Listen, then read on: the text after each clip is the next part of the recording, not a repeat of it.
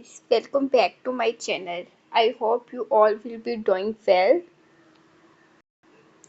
Today our topic is becoming an active reader. How to become an active reader? ये first question है जो कि हर किसी के दिमाग में अराइज होती है कि किस तरीके से हम एक्टिव रीडर बन सकते हैं। हम किसी भी स्ट्रेटजीज को अपना कर रीडिंग एक्टिवली कर सकते हैं। हमारा कॉन्फिडेंस किस तरीके से इंक्रीज हो सकता है।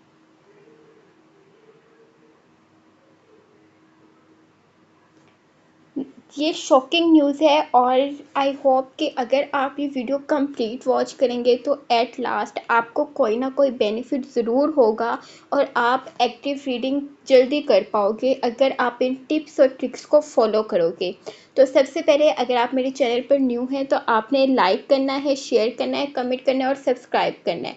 मैं आपको कॉन्फिडेंटली 100% श्योर ये बात कह सकती हूँ कि आपको एट लास्ट कोई ना कोई फ़ायदा ज़रूर होगा। जो फर्स्ट ऑफ ऑल हमने स्टडी करना है वो है इंट्रोडक्शन कि किस तरीके से हम एक्टिव रीडर बन सकते हैं। उसके लिए हमें सबसे पहले एक्टिव रीडर का भी तो पता होना चाहिए ना। तो first of all we should study about active reader. What is active reader? So its definition is an active reader is someone who reads critically, asking questions, making connections and analyzing the text rather than just passively absorbing information. एक active reader वो होता है कि जो critically किसी भी चीज़ को read कर रहा होता है। क्रिटिकली मतलब डीपली थिंकिंग कर रहा होता है। वो सोच रहा हो डिफरेंट एस्पेक्ट्स के ज़रिए से वो कंपेयर कर रहा होता है एक पर्टिकुलर टेक्स्ट को। आस्किंग क्वेश्चंस, जब टीचर्स उनके मेंटोर्स उनको पढ़ा रहे होते हैं तो वो उनसे क्वेश्चंस पूछ रहे होते हैं जिससे क्या होता है उनका कॉन्फिडेंस इंक्रीज हो रहा होता है और उनकी रीडिंग स्किल्स भी इम्प्रूव हो रही होती हैं। मेकिंग कनेक्शन, वो डिफरेंट टेक्स्ट को एक दूसरे के साथ कंपेयर कर रहे होती हैं। And analysing the text rather than just passively absorbing information. Passively का क्या मतलब होता है? एक्टिवली का मतलब होता है हम किसी भी काम को एक्टिवली कर रहे होते हैं, एक्टिवली उसमें हम पार्टिसिपेट कर रहे होते हैं।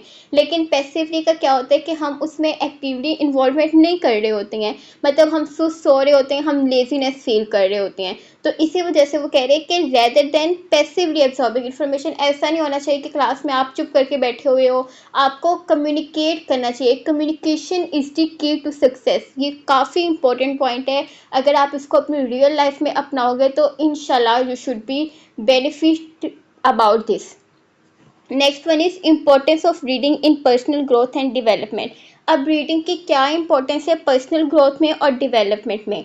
Impact of reading on personal development is most profound when the lesson learned from literature are integrated into your thoughts. वो कहते हैं एक्टिव रीडिंग का जो होता है वो पर्सनल ग्रोथ के साथ बहुत गहरा ताल्लुक होता है क्योंकि जब भी हम किसी लिटरेचर के अंदर किसी भी चीज़ को पढ़ रहे होते हैं तो उसमें क्या कर रहे होते हैं हम थॉट्स अपने उस पर कर रहे होते हैं कि ये वाला चीज़ जो होती है वो किस एस्पेक्ट से हमारी डेली लाइफ में हमें रिलेट कर सकती है।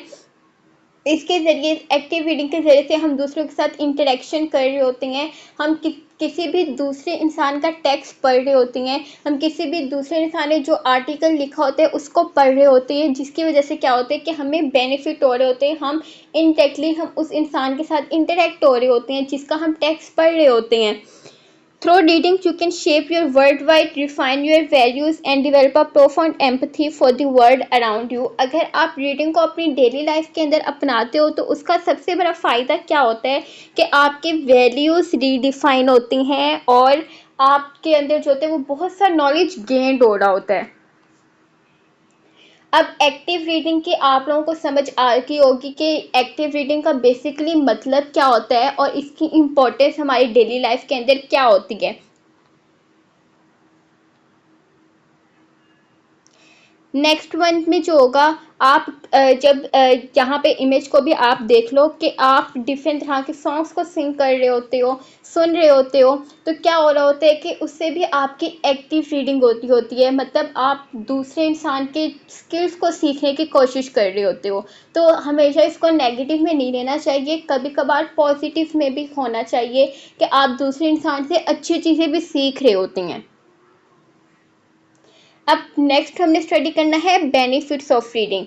बेनिफिट्स क्या है रीडिंग के कि ये improves vocabulary, enhance critical thinking skills, provide knowledge and insight. अब मैं आपको इसका वर्ड टू वर्ड तो एक्सप्लेन करके नहीं बता रही, क्योंकि इसमें टाइम भी काफ़ी ज़्यादा लगेगा। तो फिर मैं इस वजह से आपको इसका मेन पॉइंट बता देती हूँ। इम्प्रूव्स वोकैबुलरी, जितनी ज़्यादा हम रीडिंग करेंगे उतनी ज़्यादा हमारी वोकैबुलरी इम्प्रूव होगी, उतनी ज़्यादा हमारी प्रोनाउंसिएशन ठीक होगी, उसी हिसाब से हमारा वे ऑफ जो टॉकिंग होगा वो भी इम्प्रूव हो रहा होगा। मेन बात जो कि वो इम्प्रूव वोकैबुलरी के अंदर ये बात की हुई है। इनहेंस क्रिटिकल थिंकिंग स्किल्स, जब हम किसी भी दूसरे इंसान का टेक्स्ट पढ़ रहे होते हैं, मतलब जैसे हम बुक्स भी पढ़ रहे होती हैं, तो क्या होता है कि हमारी क्रिटिकल थिंकिंग जो होती है वो इन्हांस होती है, इंक्रीज़ हो रही होती है। हमारे दिमाग में बहुत से क्वेश्चंस आ रहे होते हैं कि हम डिफरेंट चीज़ों को रिलेट करके देख रहे होते हैं। तो इसके रीडिंग की वजह से हमारी क्रिटिकल थिंकिंग भी इन्हांस हो रही होती है, वो भी इंक्रीज़ हो रही होती है। प्रोवाइड नॉलेज एंड इंसाइट, जितनी ज़्यादा हम रीडिंग करेंगे उतना ही हमें फ़ायदा होगा, हमारा नॉलेज इंक्रीज़ होगा और हमारा ब्रेन जो होगा वो एक्टिवली काम कर पाएगा और वो डिफरेंट नेटवर्क्स के साथ अपना कनेक्शंस बना पाएगा।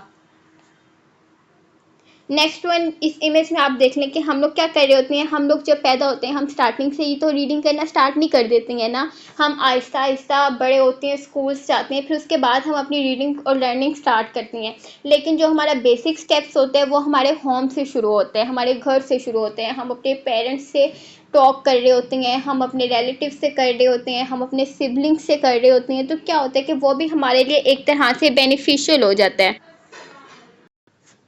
उसका फ़ायदा क्या होता है, अगर हम अपने बड़ों के साथ अपनी प्रॉब्लम्स को डिस्कस करती हैं तो एट लास्ट वो हमें कोई ना कोई अच्छा कंक्लूजन ज़रूर दे के जाती हैं।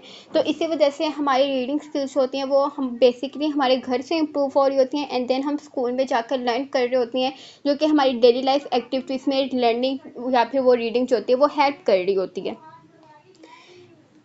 नेक्स्ट वन है types of reading, skimming and scanning. Skimming and scanning का बेसिकली मतलब क्या होता है कि rapid eye movement. Skimming and scanning के अंदर हम कर रहे होते हैं रैपिड आई मूवमेंट, मतलब हम किसी भी चीज़ को जब फर्स्ट टाइम देख रहे होते हैं तो हम उसे पहले ही से वर्ड टू वर्ड पढ़ना स्टार्ट नहीं कर देती हैं, पहले हम उसकी रैपिड आई मूवमेंट करते हैं। जैसे अगर हमें स्कूल्स में कभी न्यू बुक्स मिलती हैं तो ऐसा नहीं होता कि जिस दिन टीचर फर्स्ट डे पढ़ाती हैं हम उसी दिन पढ़ना स्टार्ट कर देती हैं, बल्कि नहीं, जिस दिन हमें वो फर्स्ट डे से पहले मिली होती, जिस दिन हमारे रिजल्ट आए होते हैं या फिर उसके कुछ दिन बाद जब हमारे पेरेंट्स हमारे लिए बुक्स लेके आते हैं या हमारा पर्टिकुलर इंस्टीट्यूशन हमें बुक्स दे रही होती हैं, तो वो क्या कर रही होती हैं कि हमें जब बुक्स देती हैं तो हम पढ़ना नहीं स्टार्ट कर देते हैं, हम पहले बुक्स खोल के देखते हैं, उसमें डिफरेंट तरह की हम डायग्राम्स को देख रहे होती हैं। तो वो क्या होती है, वो हमारी रैपिड आई मूवमेंट होती है, वो रैपिडली हम डिफरेंट चीज़ों को सीख रहे होते हैं। डीप रीडिंग जो होती है उसको आप क्रिटिकल थिंकिंग से भी रिलेट कर सकते हो कि डीप थिंकिंग क्रिटिकल थिंकिंग का दूसरा नाम है कि आप किसी भी चीज़ को डिफरेंट एस्पेक्ट्स के रिलेट कर रहे होते हो। इसकी वजह से क्या होता है, अगर आप एक्टिवली पार्टिसिपेट करते हो, मतलब डिफरेंट तरह की पार्टीज में जाते हो, डिफरेंट स्पीच करते हो, तो क्या होता है कि उसका आपको बेनिफिट होता है कि आप किसी भी इंसान से कॉन्फिडेंटली बात कर सकते हो। अब आगे है barriers of readings. Benefits of reading मैंने आपको पहले एक्सप्लेन कर दी है, आपको एम डैम श्योर के समझ आ गई होगी। अब बैरियर्स ऑफ रीडिंग क्या है कि डिस्ट्रैक्शंस, जब भी हम रीडिंग कर रहे होते हैं तो डिफरेंट तरह की डिस्ट्रैक्शंस हो रही होती हैं। कभी कभार मोबाइल का वॉल्यूम किसी ने हाई किया होता है, कभी कभार इर्द गिर्द की जो सराउंडिंग्स की थिंग्स होती हैं वो हमें अफेक्ट कर रही होती हैं। तो रीडिंग में बैरियर्स, रुकावटें, डिस्ट्रैक्शंस भी हो सकती हैं। डिफ़िकल्टी कंसंट्रेटिंग, जब आपकी डिस्ट्रैक्शन ज़्यादा होंगी तो फिर आप बहुत मुश्किल से किसी भी चीज़ पर कंसंट्रेट कर पाओगे। लैक ऑफ टाइम, जितना आप कम टाइम दोगे रीडिंग को उतनी ज़्यादा आपकी रीडिंग स्किल्स होती हैं वो अफेक्ट हो रही होती हैं। तो इसी वजह से आपको प्रॉपर टाइम देना चाहिए अपनी रीडिंग को। अब बैरियर्स ऑफ रीडिंग को आप किस तरीके से सॉल्व कर सकते हो, मैंने जो आपको ये तीन बहुत सी वैसे तो डिस्ट्रैक्शन थे लेकिन मैंने आपको 3 पॉइंट्स में बताई है। तो आपने क्या करना है कि इसको अवॉइड करने की कोशिश करनी है और डीपली किसी भी चीज़ को सोचना है। नेक्स्ट वन जो होगा वो हमारे पास होगा सेट रीडिंग गोल्स, के किस तरीके से हम गोल सेट कर सकते हैं। सबसे पहले तो हमें रीडिंग की हैबिट को अपनाना चाहिए, हमें डिसाइड करना चाहिए कि अगर हम लोग ने एजुकेशन कंप्लीट कर ली है तो हम एक मंथ में कितनी बुक्स को रीड कर सकती हैं, और हमारे पास एंड ऑफ द ईयर में हमने कितनी बुक्स रीड कर ली हैं। To read outside your comfort zone and different genres, आपको क्या करना चाहिए कि अपने कंफर्ट जोन से बाहर निकल कर रीड करना चाहिए, आपको डिफरेंट लोगों से मिलना चाहिए, उनसे नॉलेज को गेन करना चाहिए, और आपको कोशिश करनी चाहिए कि आप इंटरनेशनल रीडर बनो। इतनी ज़्यादा आप रीडिंग करो कि आपकी वोकैबुलरी इम्प्रूव हो जाए, आपकी क्रिटिकल थिंकिंग इम्प्रूव हो जाए, और आप जो होगा वो किसी भी चीज़ में एक्टिवली पार्टिसिपेट कर सको। तो फिर अगर आप ये रीडिंग स्किल्स अपनाओगे तो वो आपके लिए बहुत बेनिफिशियल होगी, क्योंकि आपका दूसरे लोगों के साथ कम्युनिकेशन जो होगा वो काफ़ी ज़्यादा अच्छा हो जाएगा, और इसकी वजह से आपका कॉन्फिडेंस भी बिल्डअप होगा।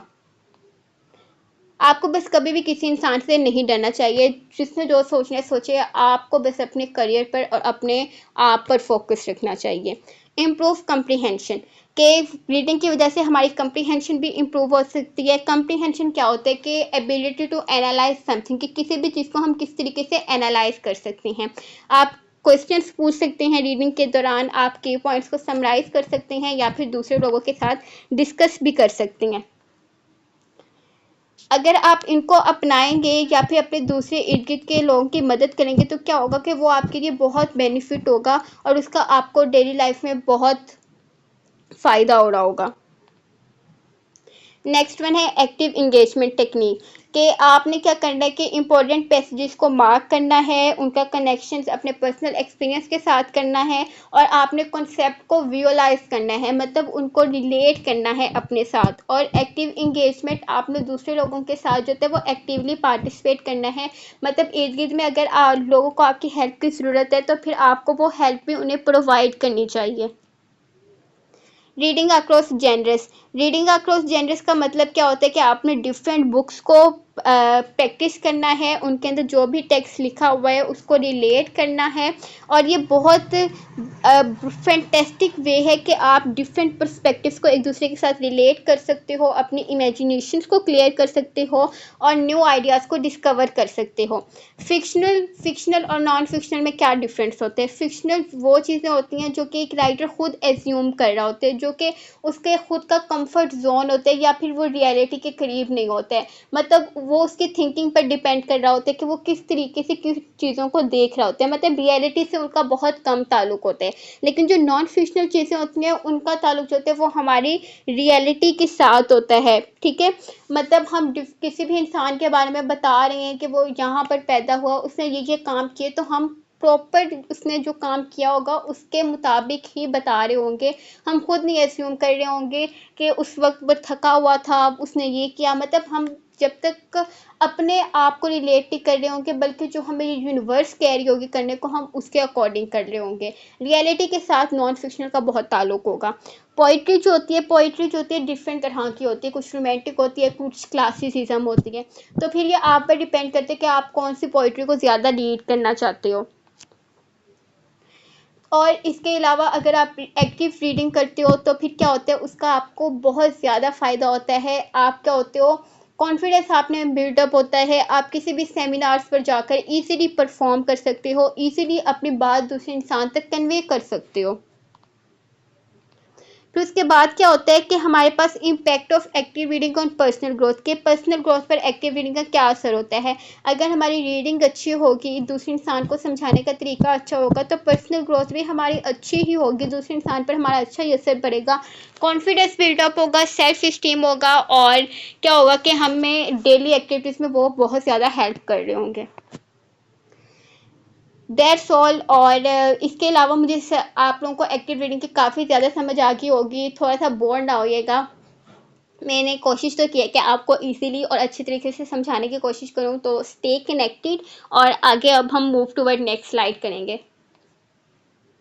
इसका बेसिकली कंक्लूजन क्या होगा, कि कंक्लूजन मतलब इसका बेसिकली मॉरल क्या होगा, moral of the particular text का, या फिर पर्टिकुलर जो भी हम लोगों को टॉपिक हमने पढ़ा है। कंक्लूजन के अंदर क्या है कि एक्टिव रीडिंग जो होती है पैसिवली तो नहीं हो सकती है, लेकिन ये हमारे बहुत से डिफरेंट लाइफ एक्टिविटीज़ के अंदर हमें बहुत ज़्यादा हेल्प कर रही होती है। हमारे पर्सनल ग्रोथ इससे इंक्रीज़ हो रही होती है, हमारी क्रिटिकल थिंकिंग इससे इंक्रीज़ हो रही होती है।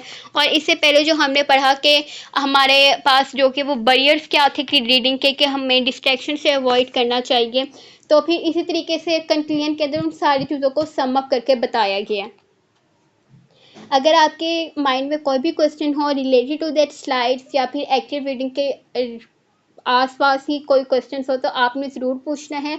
और अगर आपको ये वीडियो अच्छी लगी है तो आपने ज़रूर इसको लाइक भी करना है और सब्सक्राइब भी ज़रूर करके जाना है। Thank you for your precious time. Don't forget to comment and subscribe. Okay, that's all.